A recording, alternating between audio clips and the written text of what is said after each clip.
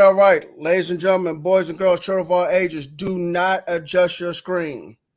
Again, I repeat, do not adjust your screen. Yes, we do have the four horsemen on this show right now. Let's go ahead and get this thing going. Coach Williams, quarter host, the NFL Encyclopedia, the Wildcat quarterback that runs this thing. You see what I got down here? Double A mug. If you know me. I'm a Cowboys fan. We just got a new defensive coordinator, Mike Zimmer. That's why I wrote that down. All right, that direction. The quarterback that runs this whole thing. Okay, Trish TV, what's up, man? What's going on? What's up, fellas? It's good to have all four of us on the show. It's been a minute since we got to do it like this, so I'm excited to get going. Yes, sir. Yes, sir. Down below, Steve White, the man who came up with the idea of doing this show. What's up? If you're on, what's going on? What's going on? All right. Down that direction, the man who is ready to throw some haymakers. Pando 316. I got my Can't Stand Idiot shirt on.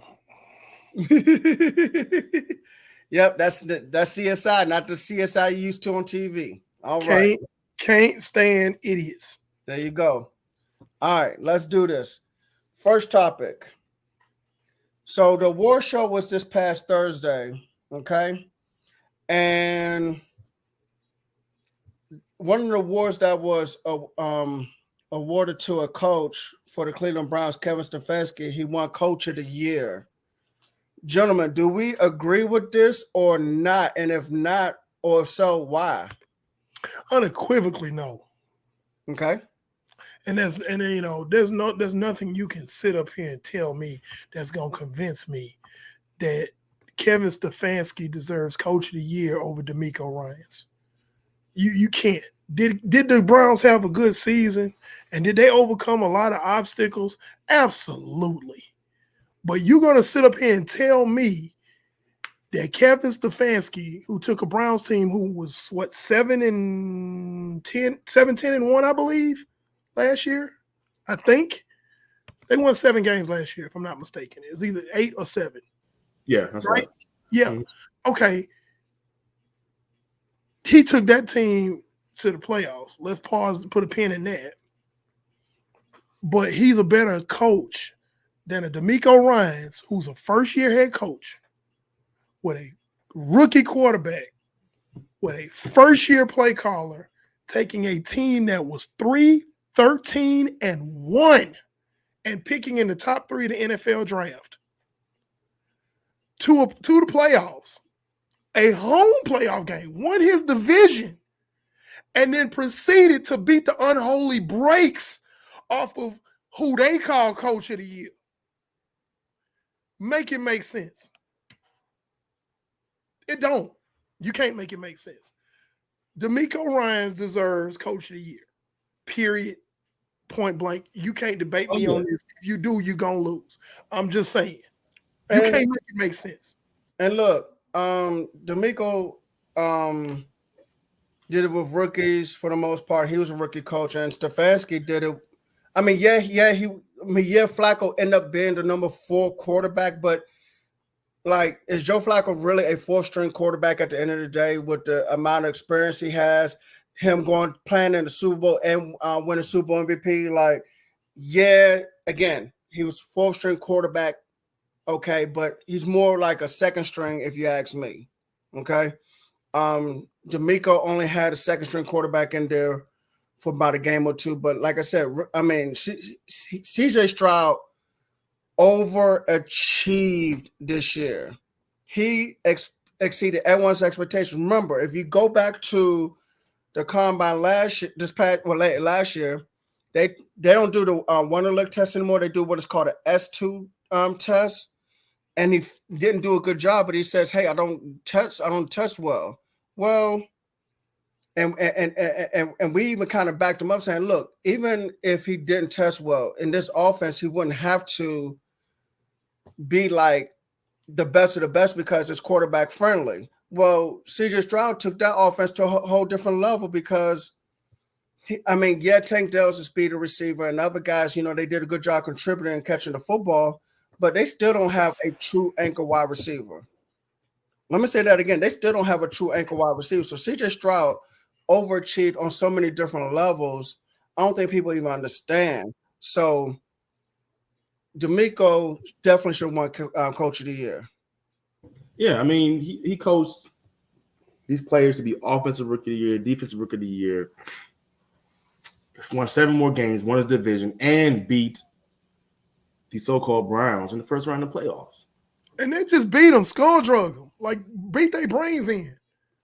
I would give to Dan Campbell before Stefanski. I would put DeMeco, Dan Campbell, Stefanski. That's what I would do.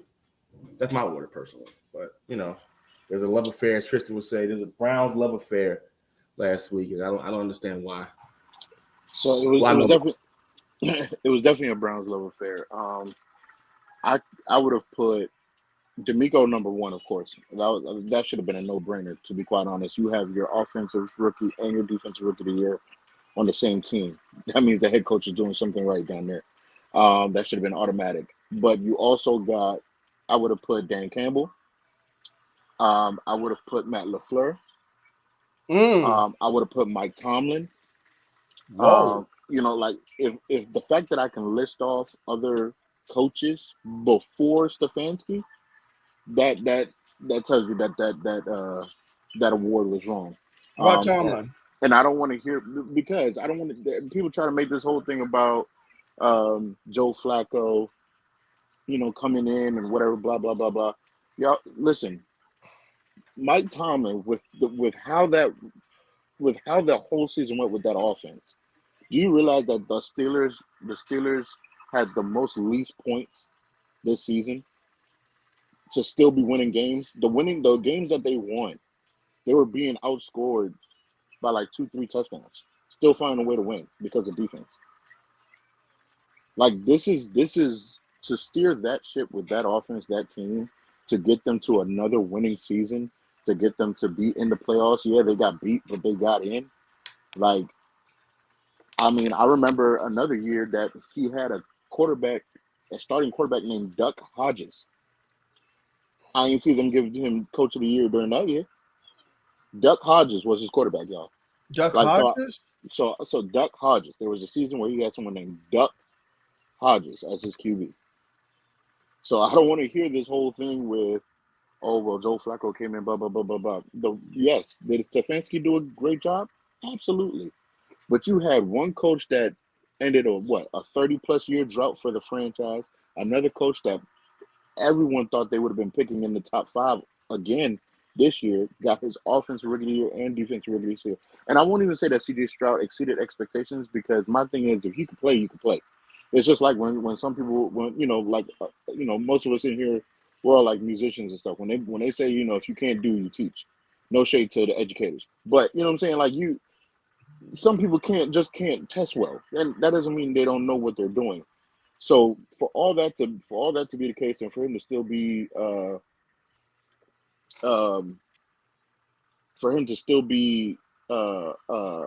No, I'm not talking about this year, Brandon. I'm not saying he had it this year. I'm saying no. I know that, but I went in to look, and I was like, to look, yeah. I was like, man, Duck Hodges was 2019. Like I don't even remember the guy.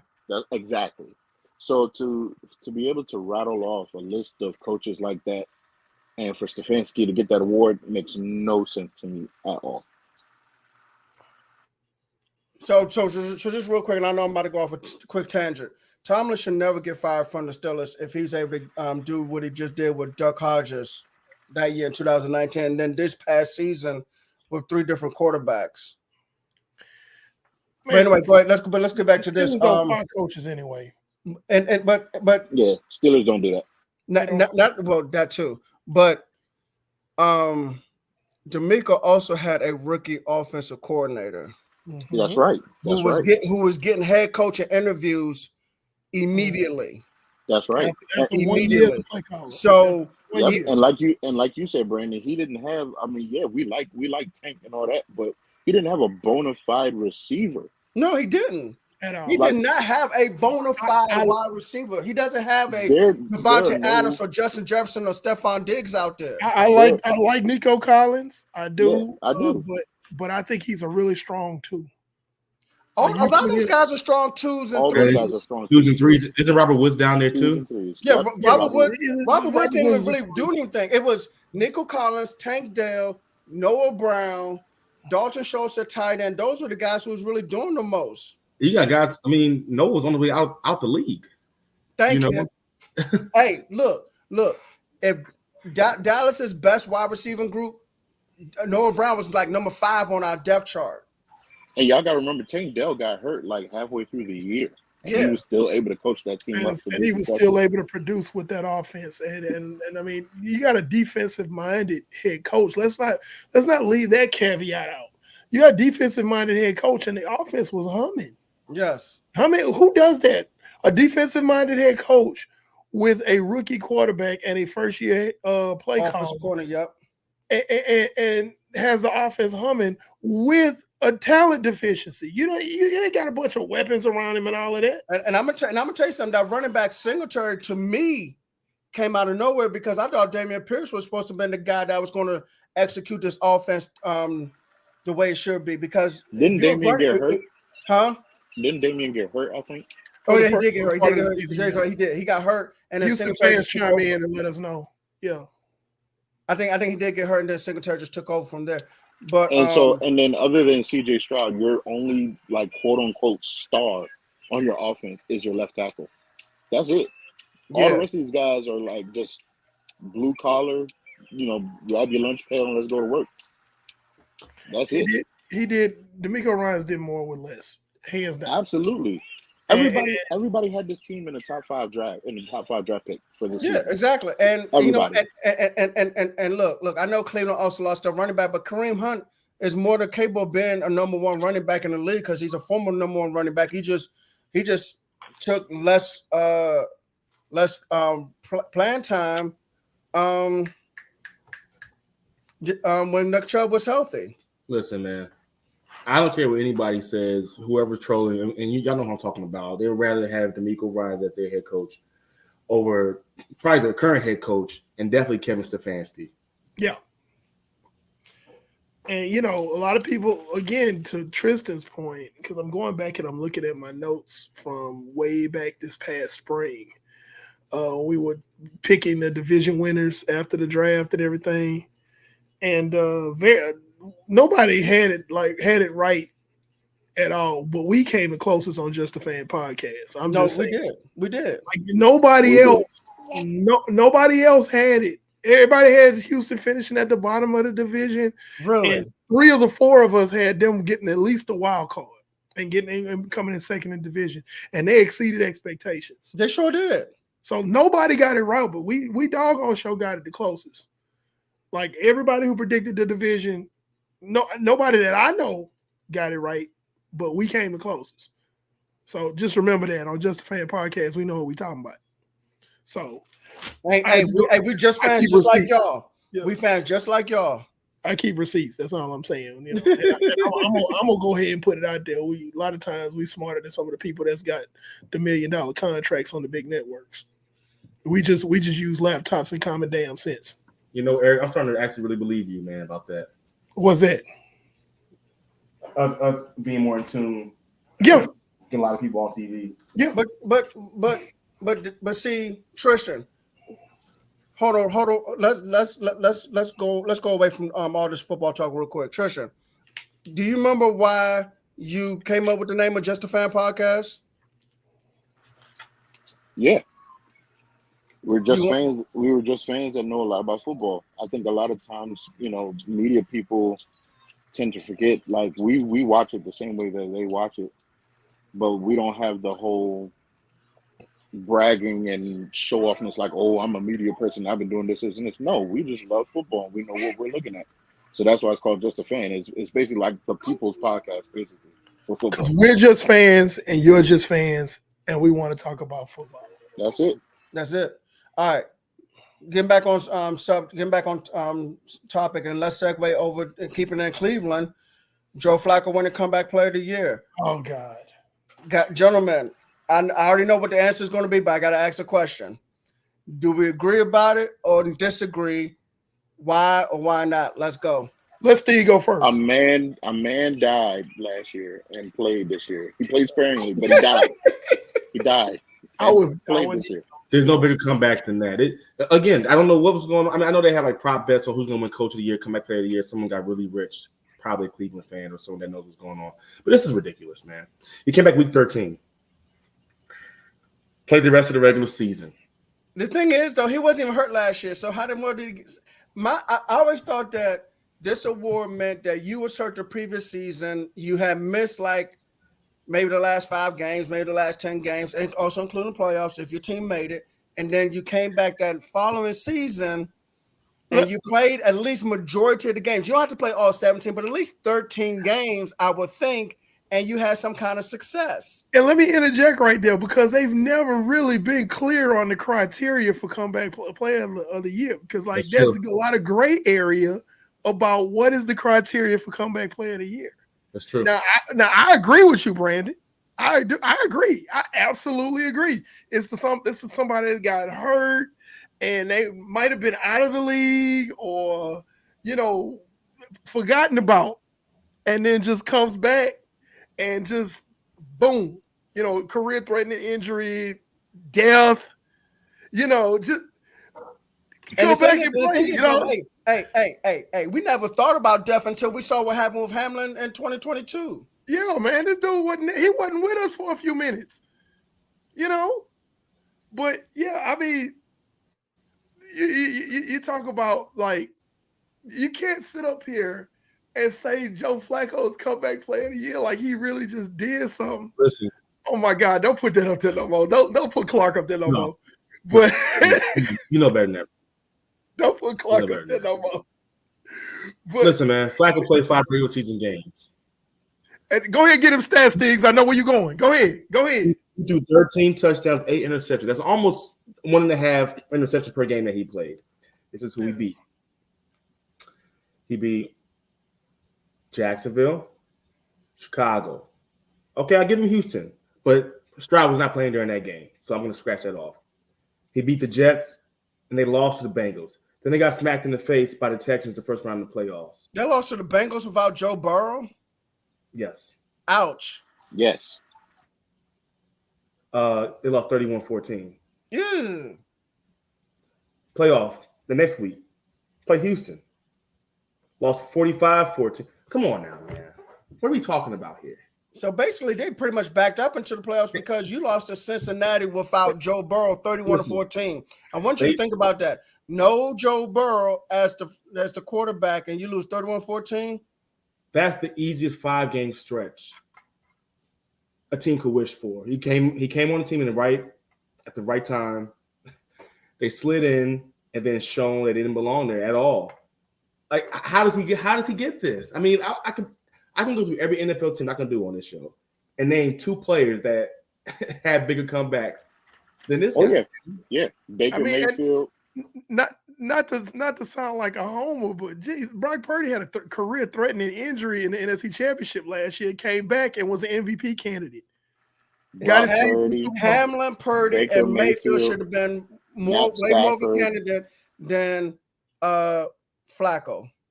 Again, the fact that if you can rattle off names before thinking of the person that won, that means they shouldn't have won. Point blank period. Especially if you could do it quickly. You like boom, boom, boom, boom, boom. Yes. And that's what Trisha did in the last segment when we was talking about the coaches. She named like 4 or 5 different coaches before he even got to Stefanski. That's all I'm saying. And then see also since we're talking about these NFL awards, and Steve brought this off the air, but like let's be honest here for a minute, and let's talk about something that the elephant in the room. The NFL honors are decided after the last week of the regular season.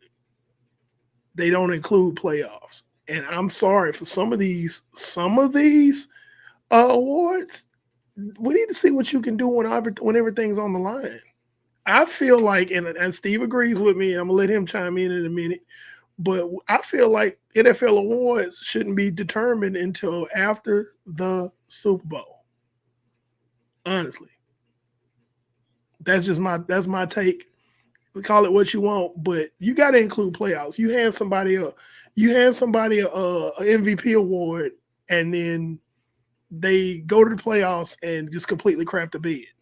The only thing I'm gonna debate on MVP would be like, okay, you know how close Juwan Jennings would, like, I know he didn't win Super Bowl MVP, but had he won Super Bowl MVP, would you have said, hey, because you won Super Bowl MVP in the Super Bowl? No. You misunderstanding me. That's okay. No. Super Bowl's a different entity. Okay, so the season from week one. Mm-hmm. All the way through the playoffs, because the thing is like when we talking about the best in the league, obviously they gonna be in the playoffs. They should be. Yes.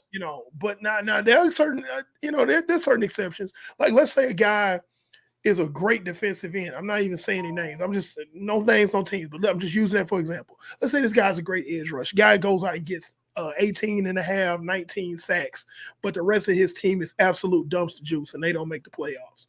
You still got to look at him for Defensive Player of the Year. That's fair. But I'm talking about you give a guy, you got the guy that's the front runner for, I don't know, Offensive Player of the Year. Okay.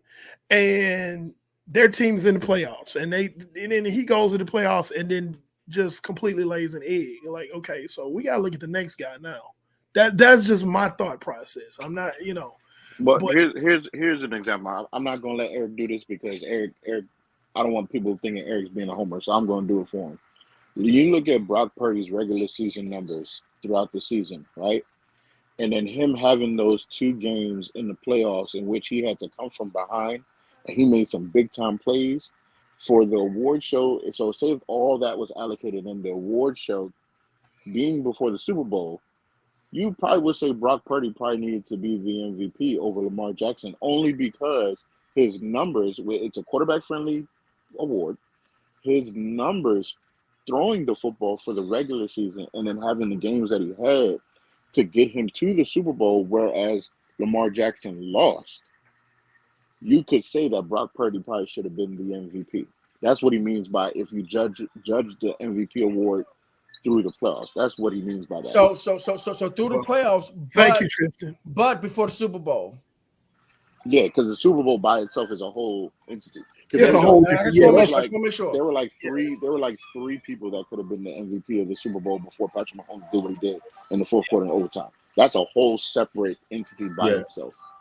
Okay, okay, I'm fine with that. I just want clarification. Yeah, so just you're saying pretty much. Never mind. It's the same thing we want the NBA to do. That's what I was gonna say. That's what I was gonna say just now, actually.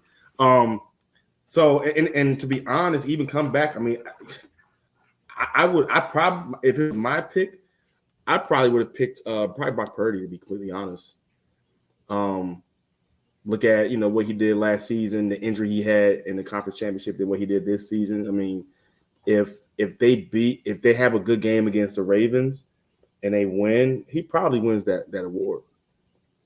You saying what? Wait, I'm sorry, Steve. You saying MVP or comeback any player? No, what I'm saying is, well, if they beat the Ravens, he would have probably won MVP.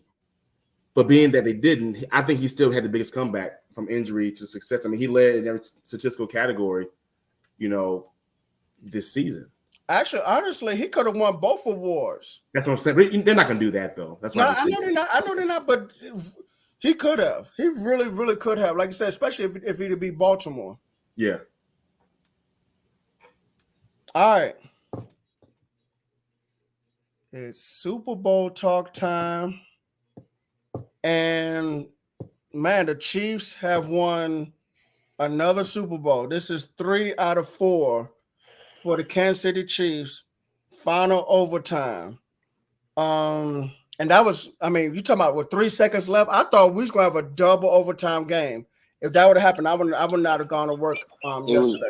It was looking like it for a second.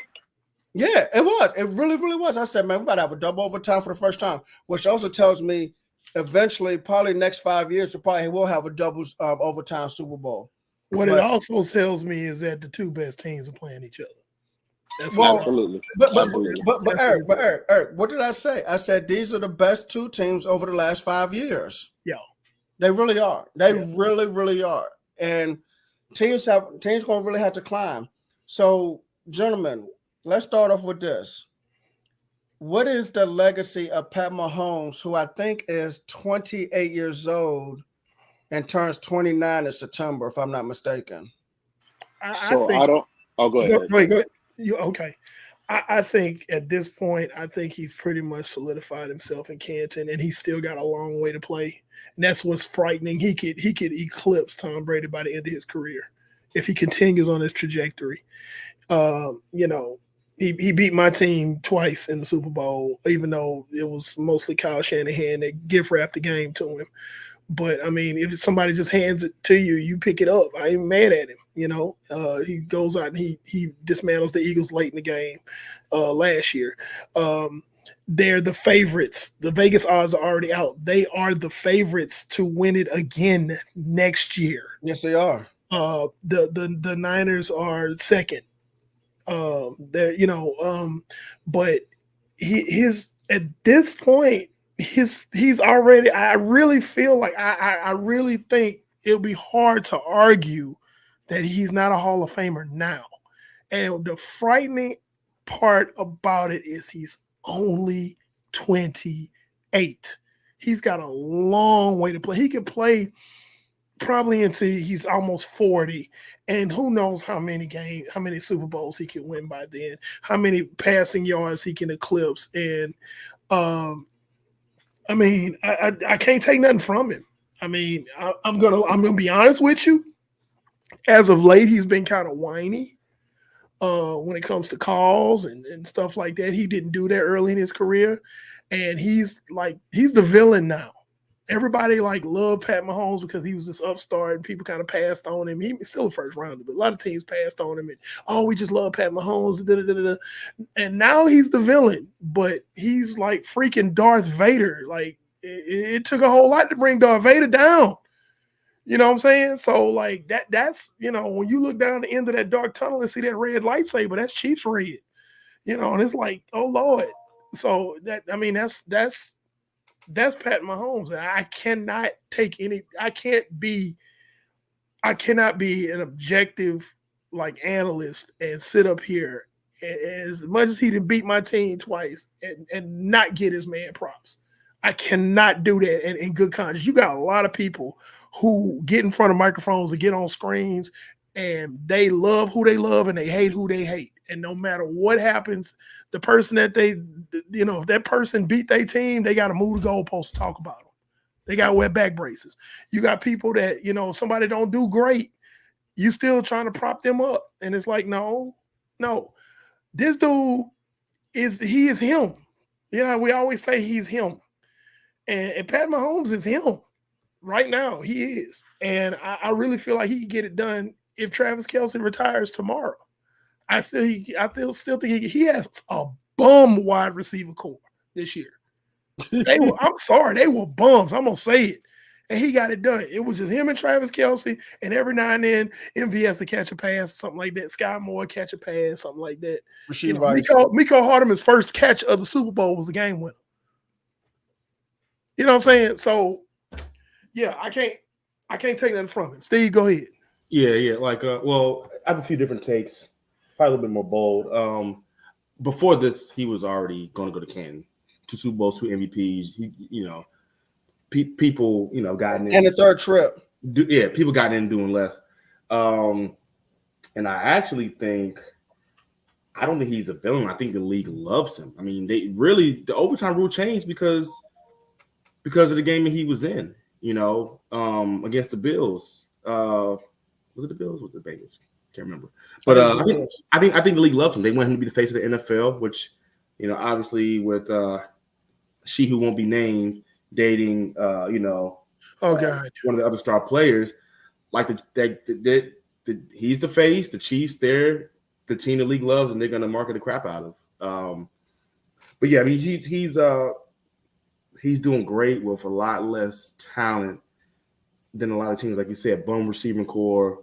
He's winning with everybody, man. Defense, they've had better talent on defense in the past, and he's on his way, man. I mean, he was already a Hall of Famer. Now he's just building on it, man. So, Man, that's the scary thing about it, though. You said it, bum wide receivers. I mean, this draft is deep with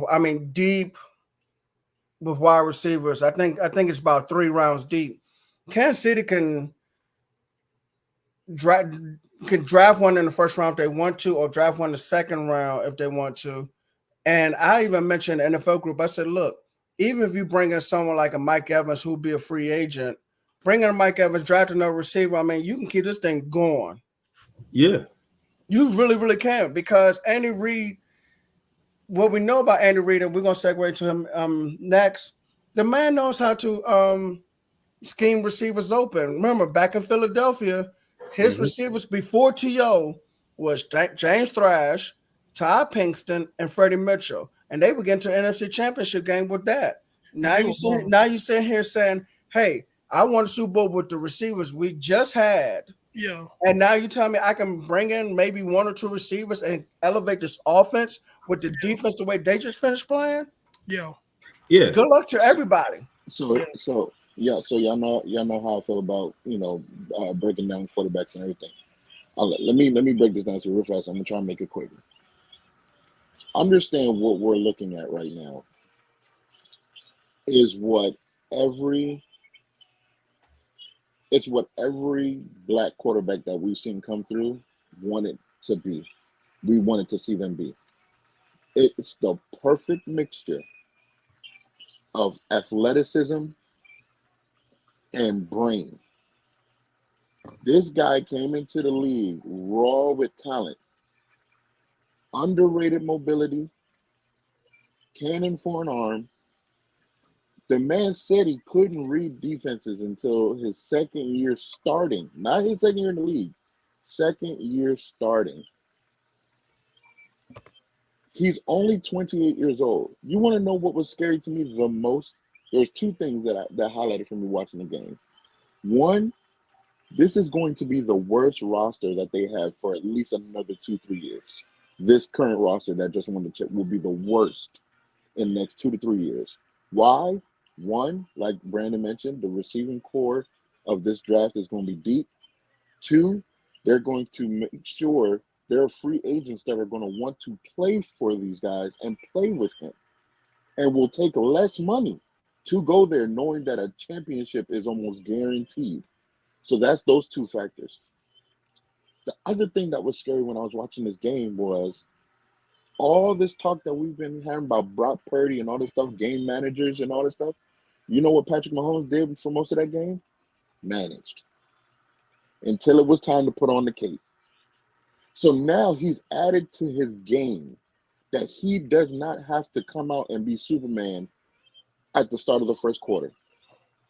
He has figured out I can literally just chip away, and when it's time, I'm gonna turn up.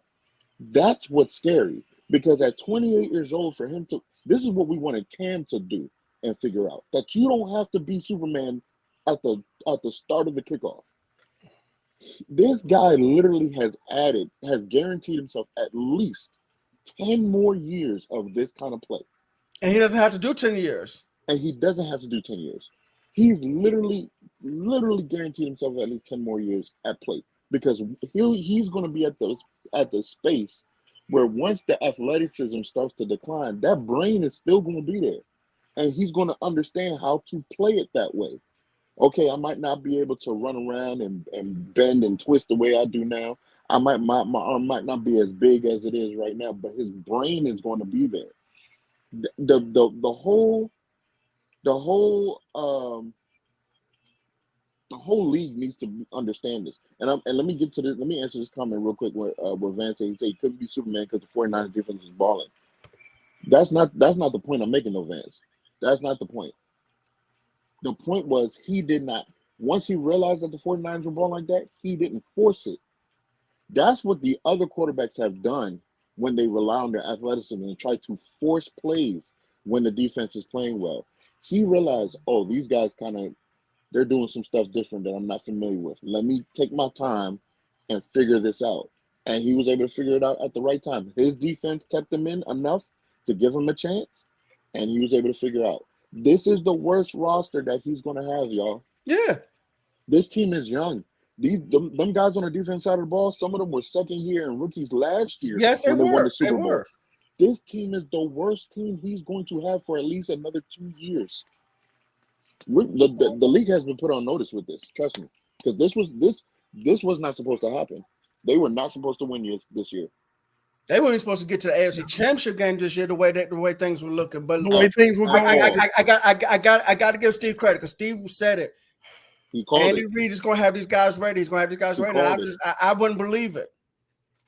Yeah, he said Chiefs football, Chiefs playoffs Football is different. They It's different. always start slow. They started the past 3 regular seasons, and they catch fire when they need to, and when they get in, they're different. And let me say this too, because Trishan brought up a good point. It's the mind thing now, because like you say, it doesn't have to be Superman. And it's not just Cam Newton either, Tristan. It's Michael Vick, because when Michael Vick was out there trying to be Superman down in Atlanta, he ran into the Philadelphia Eagles one year, and they shut all that stuff down. He ran into Tampa Bay another year, and they shut all that running stuff down. Yep. You saw Cam Newton made to the Super Bowl, and Denver said, you ain't doing that nonsense to us. And then Jalen Hurts ran into San Francisco during the regular season, and San Francisco was like, you ain't doing all that stuff to us. So ain't been right since. Athleticism is fine, but at some point, the brain, you got to develop the mental of the quarterback. It's got to be balanced. It does. It really does. And like Trisha said, when you get older and you lose the athleticism, that has to be there. That has to be there. And you have to know when to flip the switch. That was the complaint that people had with Lamar Jackson in the AFC Championship game, was that he was too much in his head and just forgot what got him there in the first place. But that was also the offensive coordinator not wanting to run the ball. That was also play call for Todd Monken. Yeah. Speaking of not wanting to run the ball, let's segue to why the Chiefs won. Hold on, wait. I do want to answer this question real fast. Go ahead, Brandon. Hold on, okay, go answer the question. Then we're gonna jump over to Andy Reid. Because I did think about this when he won last night.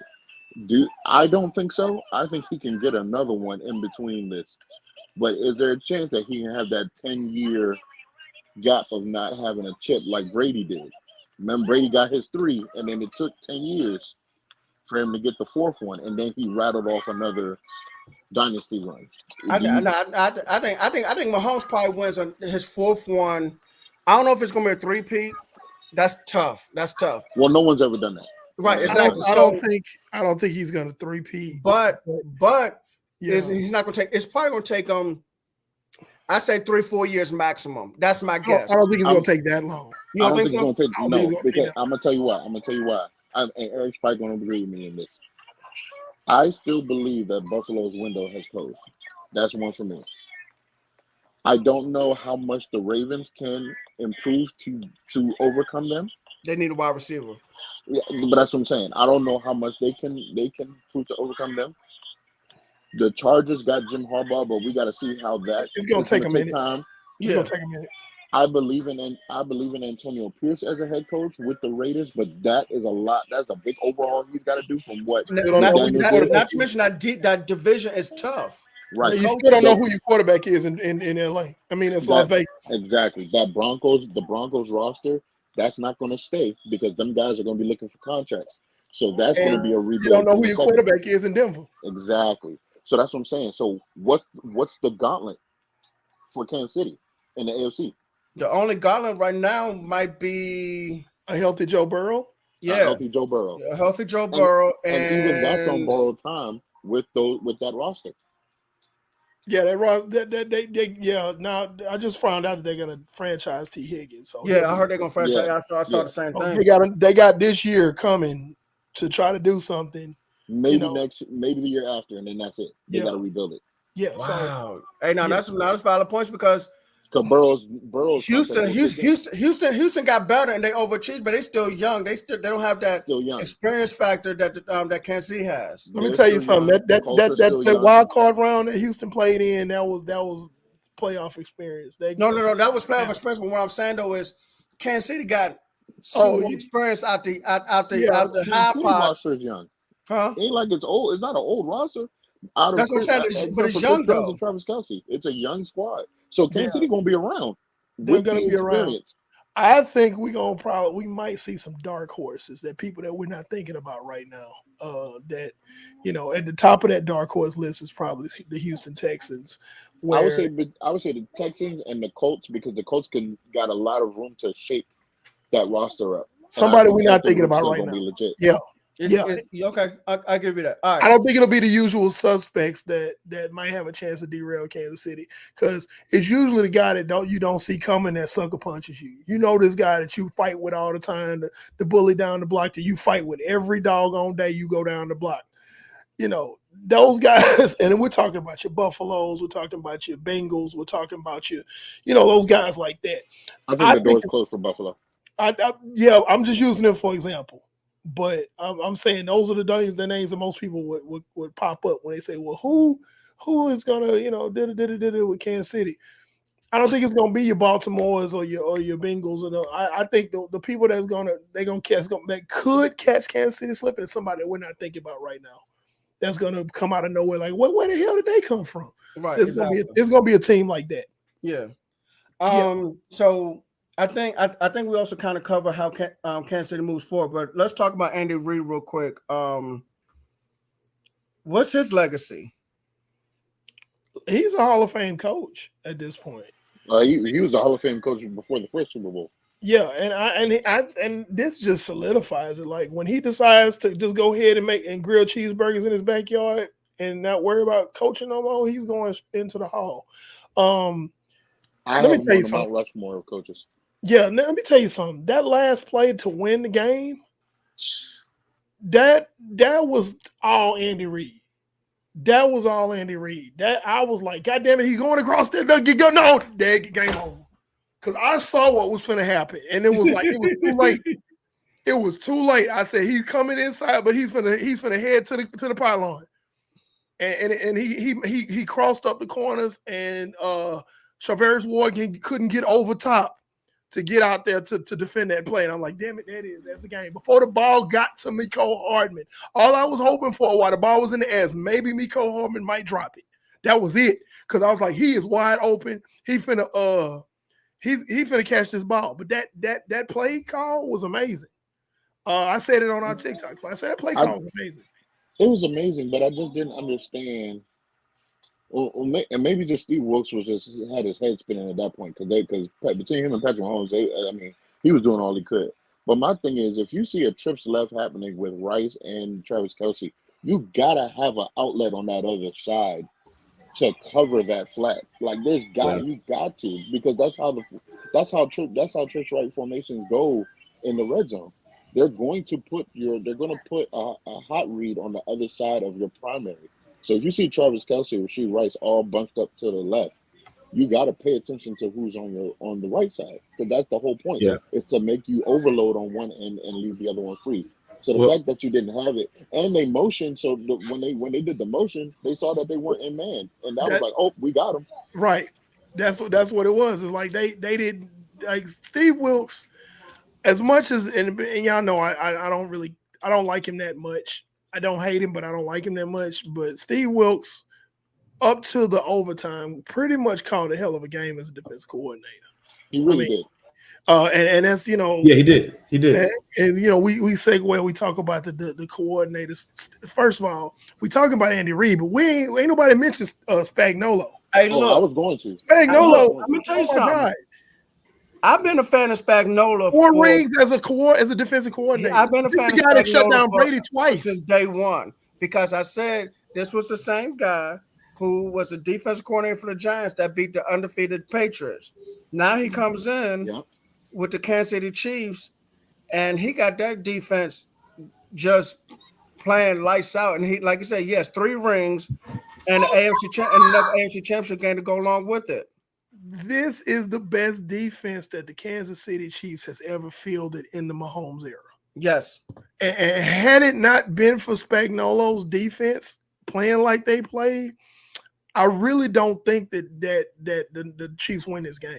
No, honestly. nowhere near it. No. He's arguably the best big game defensive coordinator outside of probably Bill Belichick, as far as like coordinating defense in playoffs and Super Bowls.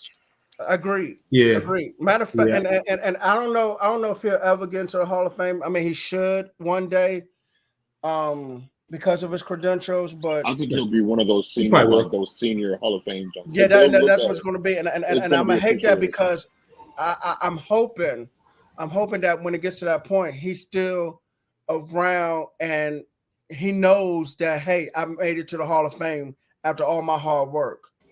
Well, yeah, but I'm gonna get back to the last play that you guys bring up. I just think Steve Wilkes called a really good game. I just feel like the last few defensive drives, he was a little bit conservative in a few areas, especially in overtime. Oh no. I agree with that because he was afraid to go he's afraid to go man and put more pressure on Mahomes. And like the games where the Niners were able to contain like Jalen Hurts, Mahomes rushed for like 66 yards in that game, and most of that was in the second half and in overtime. And the thing was, they completely broke contain. They just went with a 4-man rush and played zone behind it. And it's like, no, let's go man. Because honestly, let's be real. And it's not me being a homer. The Niners secondary could cover the receivers of Kansas City. They can. Like the only person that was really getting out was Travis Kelce, which was shocking because Fred Warner is a great coverage linebacker. But like you got to apply pressure. You got to put more pressure on. And he just did not apply pressure. Mahomes was back there making a sandwich. And then when the pressure did get to him, shout out to the defensive line because they really played their hearts out for San Francisco. No, they really did. They great. really did. They were It was actually on. literally set and contained. I was like, whoa. Because they were setting contain, and then they got tired of people talking about San Fran can't stop the run. They held Pacheco to 3.2 yards a carry. Nobody talks about that. And I'm not gonna sound like sour grapes. There was a lot of holding going on, but the defensive line played well. You got to be able to go ahead and trust your guys, and let them try to get upfield, but give them a little bit of help. But trust your guys in the secondary. Ambry Thomas wasn't on the field, so hey. Let's go ahead and try to cover and put some pressure on Mahomes because early in the game, guess what? It was working. 3 sacks in the first half. So Steve Wilkes is not the greatest defensive coordinator. He's not bad. All the San Fran fans is hollering about fire Wilkes. Who else you gonna hire? We were number 1 before he got there. He kept us in the top 10 this year. Like I'd rather keep a guy that can keep us in the top 10 in defense than to go get some unknown guy. Next thing you know, we 20th in defense or something like that. Hey, not only were you guys top 10, you asked a guy to come in and not install his own defense. Right. And learn, he had to learn defense. Yes. And so yes, that was a learning curve. Yes. Because most of the time when a defensive coordinator come in, they bring in their own stuff. Absolutely. Like he's not my favorite, but I don't dislike him for the fact that he was able to do what he did. And it's like, if you ask me tomorrow, let's say next year Robert Saleh gets fired from the Jets and he need a job. Come on back, Rob. But yeah, but right now, that's the best we can get right now. And the way the offense is on an uptick, Brock Purdy's getting more mature, which takes me into my next point about complementary football. Go ahead with Kyle Shanahan. Yeah, San Francisco's defense played lights out for like 3.5 quarters of football. They did. 3.5 quarters. You can't do no better. You holding Pat Mahomes to 6 points in 2.5 quarters. You made him throw a pick. You picked them off. You got a fumble. The offense got 0 points off those turnovers. Like, they giving you life. The defense, and then they came out right after the half. Oh, shoot. Kansas City gets the ball after the half. What did they do? 3 and out, Pat Mahomes. Go sit on the bench. And the only reason why Kansas City got that first touchdown was because the football hits off of the 49ers player's foot. That's But right. I don't want to get into that. I'm gonna get to that later about No, I'm just saying, like, but yeah, that touchdown was a cheap touchdown. It was a 16-yard touchdown. They didn't have to drive. Kansas City did not drive the field until the last drive of the game to win the game. The defense, I cannot blame the defense for losing that game. Did you lose Drake Greenlaw and you still are producing? Freak injury. Yeah, freak injury, and you holding the Chiefs down, and your head coach, who constantly, we talked about this ad nauseum last week. I said we were talking about keys to the game. Who are the liabilities? What did I say? I said Kyle Shanahan and the kicker. Did I not say that last week? You did. You did. I said the kicker low balls and shanks a kick so low that it gets blocked because it's an extra point. That was really the needle of the game. Okay, because we don't go into overtime if he makes that. Yeah, because you put the pressure on Kansas City to score a touchdown instead of a field goal. But I'm going to go even further back. I'm going back to draft weekend when they spent a third round on that kicker. Did I not stand on this doggone program and say he's going to lose us some games? If a game was close, he was going to lose your game. We lost the Cleveland game because of him. Then he misses a chip shot extra point because he lowballed it. They saying, well, he did kick a Super Bowl record field goal, and yeah, Hecker broke it like a quarter later. But the extra point, you win the game. So I'm gonna get off of him for a minute. I'm gonna get on the guy who's called plays in 3 Super Bowls, had leads in 3 Super Bowls, 10-point leads or more, double-digit leads, and that's why I'm wearing this Can't Stand Idiot shirts, because basically you got the best running back in football. You got a 10-point lead. At that point in the game, Christian McCaffrey was averaging 5 yards a damn carry. The third quarter, he abandoned the run. Did not run the ball. He called plays that put the team behind the sticks. 2nd and 14, 3rd and 17. And I'm like, you're not gonna start off running downhill. They haven't been able to stop you. I was arguing with someone about that because they were like, what are you talking about? Christian McCaffrey had 30 touches in the game. I said, that's why I know you don't really pay attention to the game. Really it doesn't matter the fact that he had 30 touches. Exactly. Look at the situations when he got the ball. That's what we're talking about. It didn't matter the fact that he got it. It's empty calories at that point. Look at the situation when he did it. Then you got some people with Christian McCaffrey fumbled. Okay. How many points did Kansas City get off that fumble? So did Pacheco in that last drive. Andy Reid gave Pacheco 6 carries. To me, and anybody who really knows football, turnovers are inconsequential if the other team gets no points off of. They're nothing. It's like a punt. It's really turnovers mean nothing if the other team gets no points. Even if they don't even get 3, they get no points. It means something if they get 3. It means something if they get 7. But if you get no points off of a turnover, they're inconsequential. The 2 turnovers in San Francisco on the Chiefs, they were inconsequential. It didn't mean anything. It didn't mean anything. I mean, they were going to score, Christian but they fumbled. And they went like 3 and out. Yeah.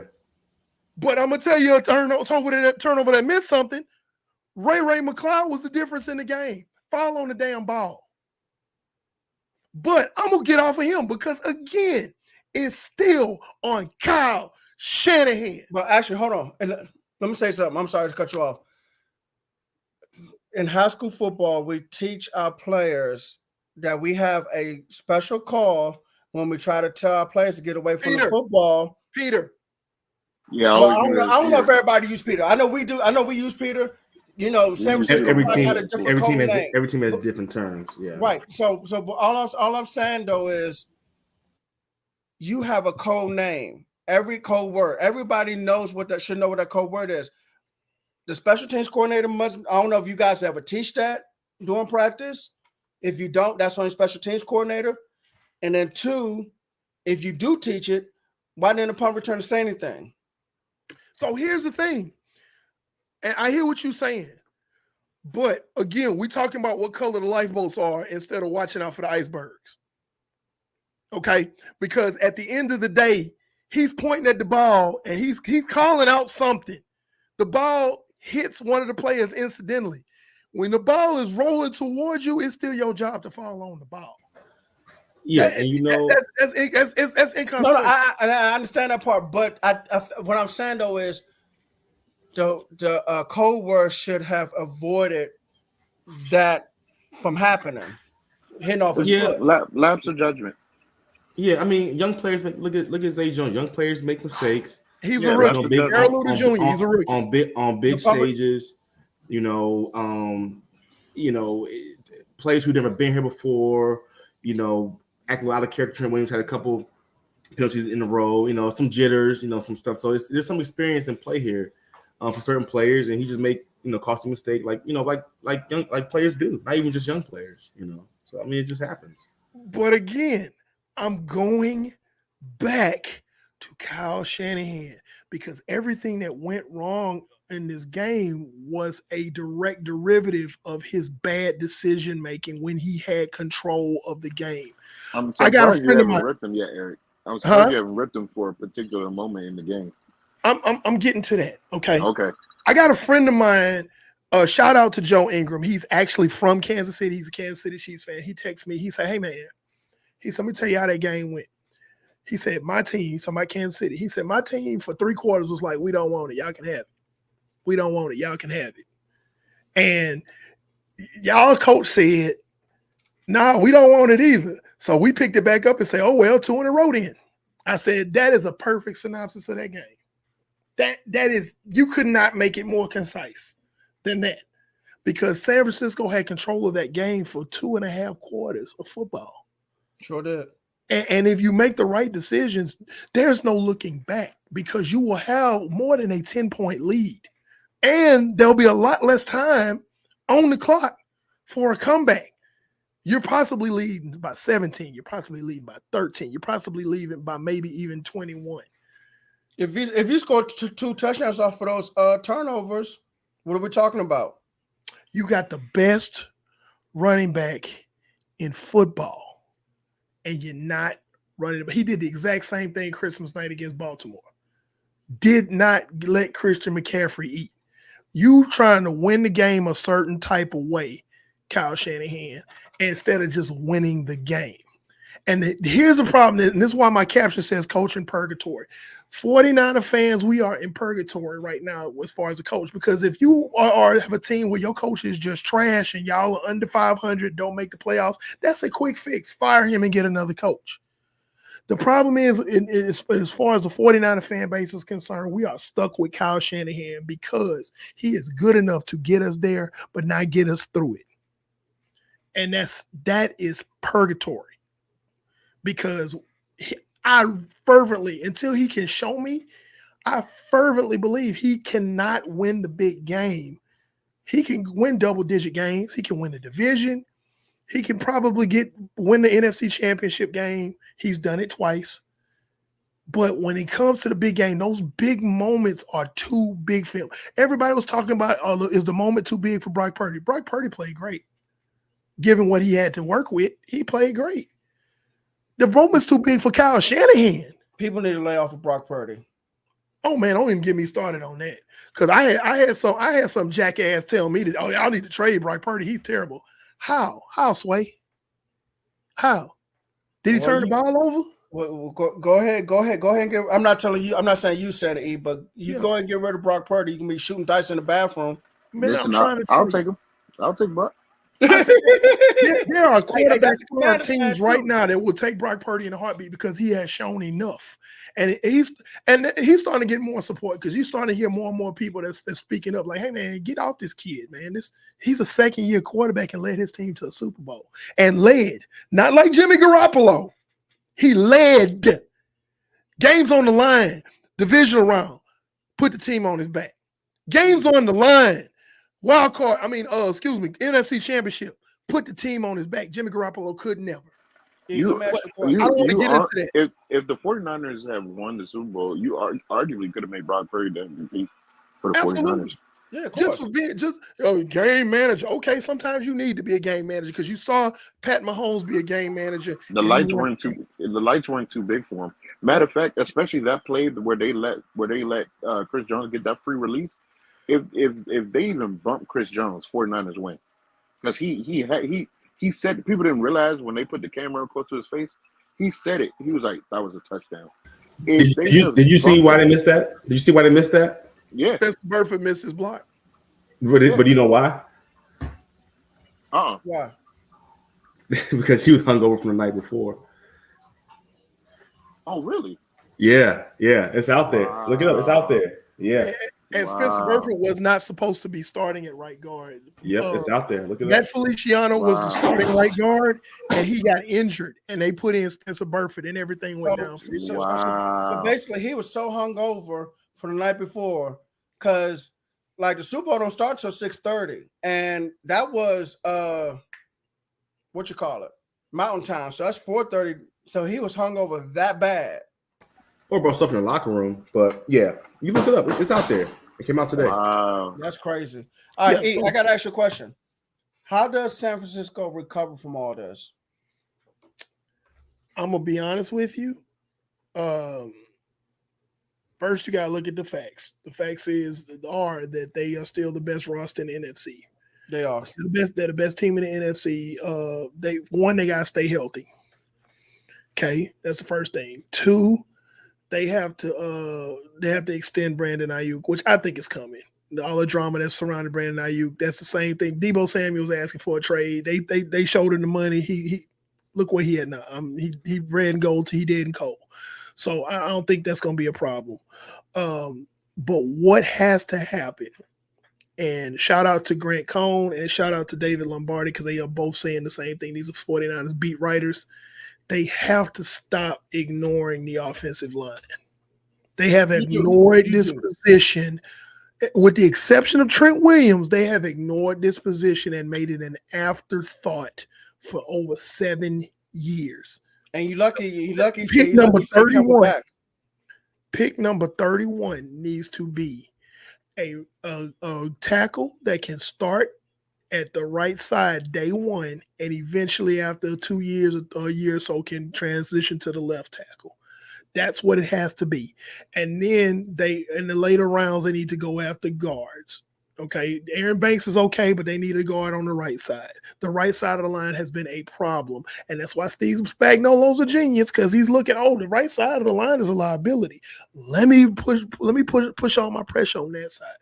And Purdy had a hard time because Colton McKivitz, Spencer Burford, who wasn't even supposed to be in the game, they're just guys. So what has to happen is that they had to pay attention to this offensive line. But the crazy part is the nucleus of this team is all under contract. So they could, barring injury, the only reason why they didn't run it back in 2020 was because they had 1,000 injuries that year. But this nucleus is still there. There's a bunch of guys that are free agents, but all of them are expendable. The only person that I would say that's a free agent this year that unequivocally you have to bring back is the guy who I said was going to be the X factor if they win that game, and that's Jawan Jennings. And he's a restricted free agent. So I would still extend him though. No. I'll say bring him back. No, I know that. But what I'm saying is when you give him the RFA. That's only for 1 year. So give him the RFA, but then also add more years to it. Oh no, he's more than earned his money. That's what. Yeah. He's been. I mean, the nickname and Niner fans know this who watching this. His nickname is Third and Jawan. Because y'all remember Steve, Brandon, y'all Cowboy fans. Y'all remember Kelvin Martin for the Cowboys? Yeah. He's Kelvin Martin for the 49ers. Yep. Okay. Never gonna make the Pro Bowl, but third down, crucial down, you need a catch. He gonna make that catch. Yep. That's who he is. That's who that guy is. and he 7th rounder out of Tennessee, 7th rounder. And You know, honestly, I don't really see an NFC team that can threaten the 49ers wholeheartedly to get them out of being back there again next year, to be quite honest with It, you. you know, it depends, and it depends because I like Detroit, and I if like Detroit, if Dan Campbell can get out of his own way of making those gutsy calls, then they can probably try to do something. Green Bay is creeping on a come up. I think Green Bay's still too young. I think they need another No, season. they still too young, yes, but they creeping on the come up, and they just finished playing San Francisco and lost by what, 3 points? Mhm. So you can't sit here and say, okay, yeah, you lost by, yeah, they young, but they played San Francisco in the playoffs, Yeah, so that helps. They saw it. That helps. So shoring up the run defense, let Steve Wilkes go ahead and put more elements of his own defense in, and keep the elements of the old defense that work, but let him put more of his own juju on the defense. But at the end of the day, what's the end game? They get back, okay, but what is Kyle Shanahan gonna do when the rubber meets the road? And that's why Niner fans, we are in coaching purgatory, because like I was in my Niners chat group and it was a bunch of emotional dudes, and then they was saying some of the craziest nonsensical stuff ever, and I was like, all of you need to shut the F up, okay, because you sound stupid, okay. There are no tampons in this group, okay? I need you to be men right now, okay? So it's like, and we need to trade this, They were trying to blame the game on George Kittle. They were trying to blame the game on Debo. I'm like, I guess they throw the ball to themselves. I'm like, at the end of the day, Kansas City secondary was doing their job. They were. So it's like, but the offensive line, when we ran the ball, not pass protection, but when we ran the ball, the offensive line was controlling the line of scrimmage. Let me ask you a question though. I'm gonna challenge you a little bit, E. I hate when you say draft the right guard in like maybe round 2 or something. I think it would be wise if y'all take a center in round 2 over the right guard. I think the center position is just a tad bit more important than right guard, unless you already have a center in place. Jake Brendel is fine. Jake Brendel was a Pro Bowl alternate last year, and he was like leading in votes this year. Okay, well then fine. Okay, then fine. Yeah, no. From center on over to the left, that's pretty damn good. We okay. It's that right side. Okay. And any 49er fan worth his salt, not just some fanboy that just wear the jackets and listen to E40. I ain't talking about them idiots. I'm talking about any real 49er fan who goes in depth with the team and studies the roster is going to tell you it's the right side. From center over, it's good. Okay, gotcha. Yeah. But they can get back. You still got the nucleus of the team. George Kittle's under contract. Debo Samuel's under contract. Brandon Ayuk is going into his 5th year, but he'll get extended. Trent Williams is under contract. Nick Bosa is under contract. You got like your big players. The nucleus is still there. John Lynch said that. He said the nucleus is still there. We need to tweak a few things on the outskirts of the nucleus. And they have 11 draft picks. 11. Ooh. 11. Yes. So, and the only question is, and y'all know where I'm going to go with this. The only question is how much of those late draft picks that hit for the Niners was Adam Peters, and how much was John Lynch? Yep. If it was truly John Lynch, then they gonna hit on a lot of them picks, and they'll be okay. But I mean, this was a Super Bowl that they should not have lost, just like the one they should not have lost in 19, just like the Super Bowl that the Atlanta Falcons should not have lost. And I blame it squarely on Kyle Shanahan.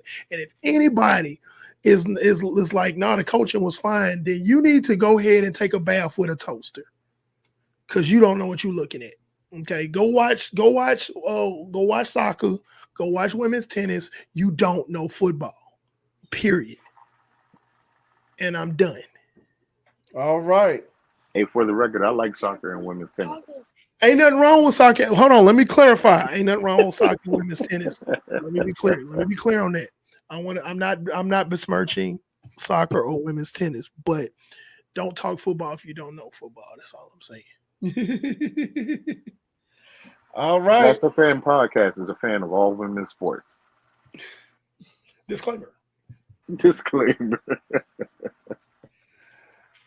All right. So, anything else y'all want to cover? There was a good question from Vance earlier about Eric Bieniemy. Oh, that was a good question. Bring that up.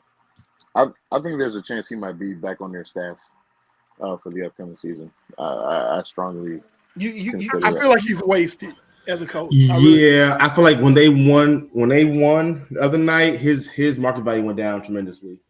Oh, because especially with the play calling of Andy Reid. Yeah. The season he had in Washington, and then for Andy Reid play calling, yeah, it went down big time. So here's what I think Eric Bieniemy should do. This may be an unpopular take. I think Eric Bieniemy should find him a college job as a head coach. As a head coach at some university. That's a good idea. Speaking of which, shout outs to Deshaun Foster. UCLA. I saw that. I was like, what? Go ahead, boy. But go to a college. You know, hey, why not go to? But let me ask you a question though. Would Eric Bieniemy want to deal with all that transfer portal stuff and all that NIL money stuff? It doesn't matter. It doesn't matter. He has to prove that he can be a head coach. He may not have a choice. He's going to have an opportunity. If he goes down to the college ranks, he's going to have an opportunity. Go down to college ranks for about 2-3 years and get your weight up. And then people are going to be like, hey, it really is Eric Bieniemy. Hey, let's give him a shot. If Chip Kelly could get a damn job or get looked at for a job back in the NFL again. Listen to me. Anything's possible. Listen to me, folks. Chip Kelly's OC in Ohio State, the Ohio State Listen University. to me. But I know he said Ohio State, but my point is he should still get arrested for what he did to the Eagles. His name was circulating in NFL circles again. He should still be arrested for what he did to the Eagles. By the way, I'm not Ohio State Buckeyes fan. For anybody that's wondering, I'm just acting up. What I'm saying, OB, is if he can get his name mentioned again in NFL circles, I know anything is possible for Eric Bieniemy. Chip damn Kelly. Chip Kelly needs to be banned. Bruh. It's daggone shame what he did to them Eagles. Man. Yeah, we ought to be calling Peter on him for what he did to the Eagles. He got rid of all those players. He literally altered careers. And then they brought him in, so no sympathy here. Yeah, they messed us up. Y'all forgot about that, huh? What? Oh yeah. I'm gonna mess this up. Yeah, he did. For 1 year in San Francisco, he said, "Come here, San Francisco. I got something for you." Oh no, I'm finna knock all this over. Yeah. Chip Kelly, man. Yeah. So don't tell me what Eric Bieniemy can't do, man. Let Eric Bieniemy get him a university somewhere. And let me also say this. Let me say this since we brought his name up, because I know I ain't been on the show for a while to be able to talk about this. Let me say this. Yes, Eric Bieniemy did not. He had some games where I could say Eric Bieniemy probably lost to some games based on the play calling he did. I will say that. But let me be very clear.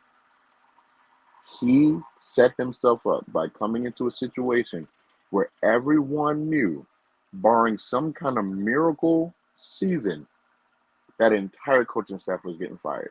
That he put himself in a rough situation. No, he did. An unproven commodity at the quarterback position.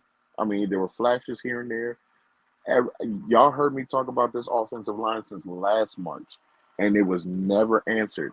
So he put himself in a very rough position. He did. Yeah, he played himself. Himself. And so it just, give him some grace. I'm like, there must be something in this OC contract that's locked into where if Rivera goes, you automatically have a job. I say that language has to be in this contract to do this. Yeah, I know it. I just knew it was there. But guess what?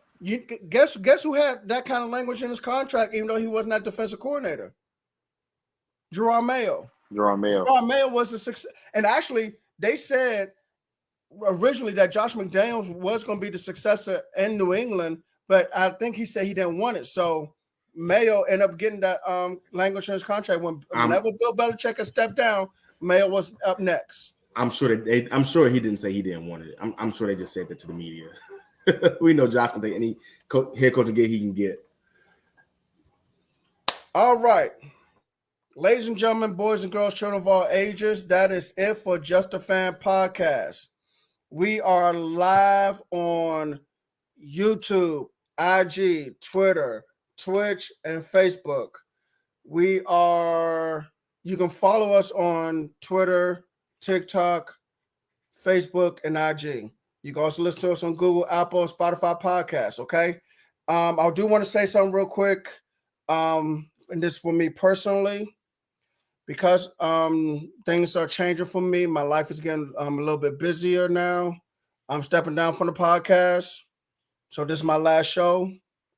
I'm also working behind closed doors on some things. So I'm hoping some things materialize for me this year. So I'm gonna step down. This is my last show. It's been fun for about 2 years, more than 2 years, about almost 2.5 years. So I'm gonna miss being on here, but I loved it, and I'm moving on. But good night, everybody, and peace out.